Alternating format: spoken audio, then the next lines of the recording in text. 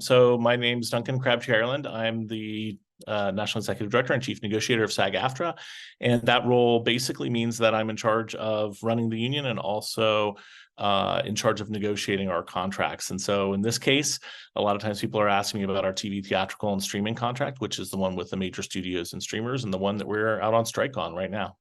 Actors are on strike right now because we came to the table as part of our regular negotiations with proposals and requests for things that need to be done in the contract to treat actors fairly and with respect. And these are basic things like wage increases that keep up with inflation so that actors aren't losing money, making less money now than they made 3 years ago when this contract started. Or as the producers, the studios and streamers have proposed, they would be making less money in 2026 than they made in 2020. So it's basic economic fairness issues. It's also issues of how to handle the implementation of artificial intelligence in the film and television and streaming industry, because that's just it's such a timely and important topic. As we've all seen over the last 12 to 18 months, generative AI has kind of nowhere to become something that everyone in the world is talking about, and everyone in the world is rightly concerned about the kind of impacts it's going to have on people's jobs and lives. And for our members, even more so, because this AI technology is being used to take their voices, their faces, their images, their likenesses, and replicate it, and not just take away their jobs potentially, but actually own their image and likeness and use it in ways that they never would have agreed to and did never do. In fact, have people thinking they've done things they haven't even done. So that's a huge issue. And what we're looking for is just basic reasonable guidelines and guardrails around the implementation of AI, not banning it, not saying no one can use it, but saying that these companies have to do it in a way that's respectful of humans, of performers. And of course, other issues include things like a modest share of the revenue from the streaming platforms that exist only because of the fact that our members' work is on them. So we proposed a 2% revenue share. The companies have come back to us saying that our proposals are unrealistic, but they never even countered that proposal. So there's many things that have been on the table in these negotiations, but you could definitely say there's a theme of basic economic fairness and justice, and also protection of performers, including from abusive use of artificial intelligence against them. Gives us cause for optimism that the studios are coming back to the table with a willingness to make real moves on proposals that are important to our members. We haven't been back to the table with them. Today is day 74 of our strike, and we have not had any official communications with them. And so I certainly hope that this portends a quick return to the table with us and with the companies in a mindset of making a respectful deal for our members so that we can bring the strike to an end and get everyone back to work. But that's only going to happen with a fair, equitable, and respectful deal that meets the needs of our members that we've articulated very, very clearly over the last 74 days of the strike and the preceding 35 days of negotiations we did with the companies.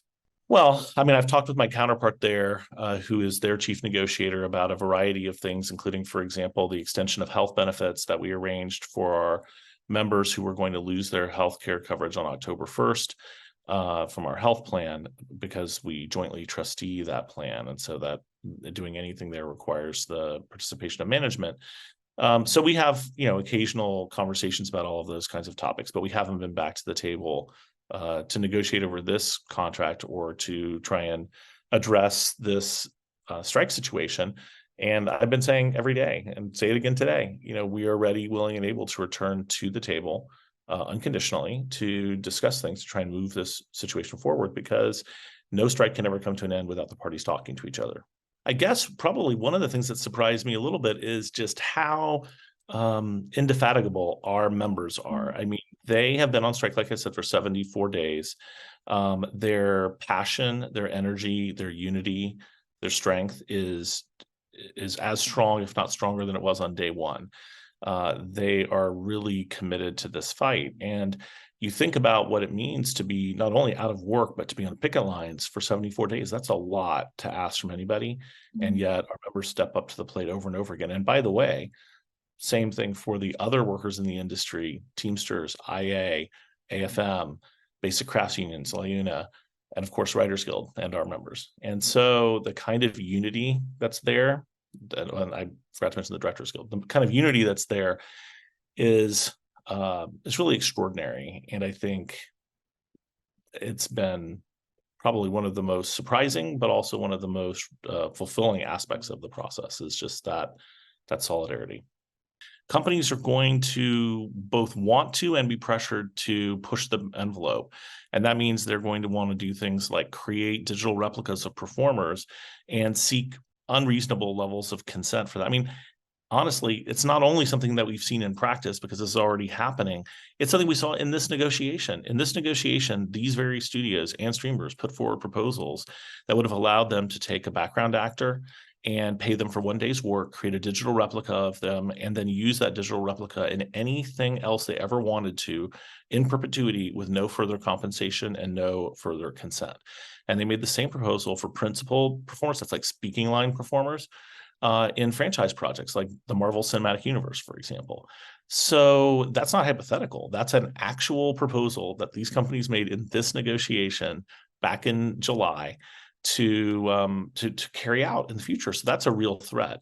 Now, of course, it's true, deepfakes also pose a threat. We've pursued a variety of strategies to deal with that. In the case of deepfakes, we've gotten legislation enacted in multiple states to provide remedies for people, including performers, who are abused through deepfakes. And we are at this very moment pursuing federal legislation to create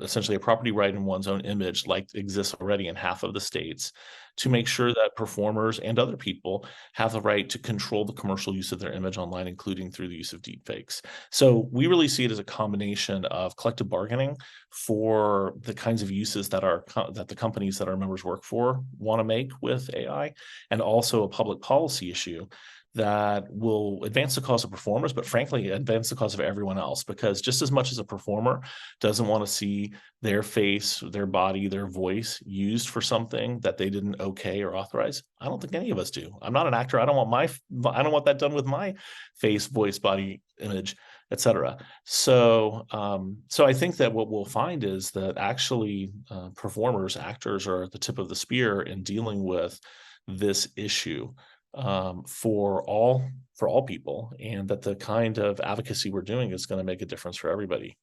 I think there is a vast majority of creative talent in this industry who really recognizes that the human contribution to creativity is unique and irreplaceable, and that no matter how advanced, ChatGPT or Midjourney or any of the thousands of other AI tools are out there, they can't and won't replace the spark of human creativity that is unique. I also think that there are companies whose economic incentives push them to always try to sort of grab the most that they can, and that kind of element of the industry has to be contained. It's one of the reasons why we have to have minimum salaries, frankly, in these collective bargaining agreements, is to help make sure that companies don't try to pay people less than a fair day's wage for doing this work that they're passionate about and that they so love. And so from my point of view, we've always been about the fight for the heart and soul of the industry. And this is just one more example of it. But for sure, it's an example that's caught everyone's mind and attention, because we all know how, in a sense, heartless and cold the sort of reality of this computer-based world is. And while we might have to put up with it in a number of ways, when we talk about art isn't an area in which we should have to accept the idea of eliminating human participation and human creativity. It's not what it's about. Art is all about heart and soul, and that's something that no AI or algorithm has yet been able to capture or recreate.